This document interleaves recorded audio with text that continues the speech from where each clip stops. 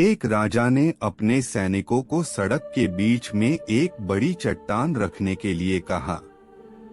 चट्टान को बीच सड़क में रखवाकर राजा ने अपने सैनिकों से छुपकर उस चट्टान पर नजर रखने के लिए कहा कि देखना उस चट्टान को रास्ते से कौन हटाता है।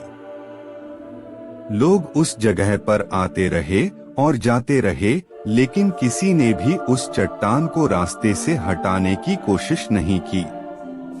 उस चट्टान के पास से लोगों के गुजरने वालों में राजा के कुछ करीबी लोग और शहर के बड़े व्यापारी भी शामिल थे, और उनमें से कुछ लोग तो राजा को ही कोसने लगते कि क्या राजा इस चट्टान को भी रास्ते से नहीं हटवा सकता।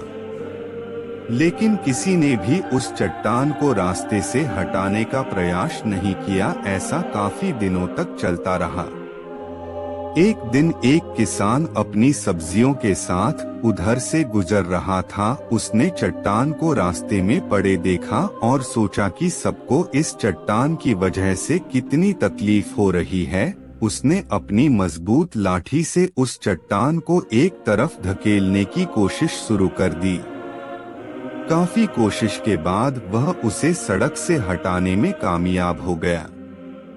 चट्टान रास्ते से हटाने के बाद किसान अपनी सब्जियों को उठाकर जाने ही वाला था कि अचानक उसकी नजर एक पोटली पर गई जो ठीक उसी जगह पड़ी थी जहां से उसने वह चट्टान हटाए थे। उसने उस पोटली को खोलकर देखा तो उसमें सोने के कई सिक्के थे और उन सिक्कों के साथ राजा का एक संदेश भी था, जिसमें लिखा था कि ये सोने के सिक्के उनके लिए है जो इस चट्टान को रास्ते से हटाएगा। दोस्तों, बिल्कुल ठीक इसी तरह हम सबके लाइफ में भी कई परेशानियां आती हैं। कुछ लोग उन परेशानियों से बचकर निकल जाते हैं और कुछ रास्ता बदल देते हैं, और चंद लोग ठान लेते हैं उन परेशानियों का हल निकाल लेने की, और ऐसे ही लोग मुश्किलों में संभावनाएं और संभावनाओं में छिपे अवसर खोज लेते हैं।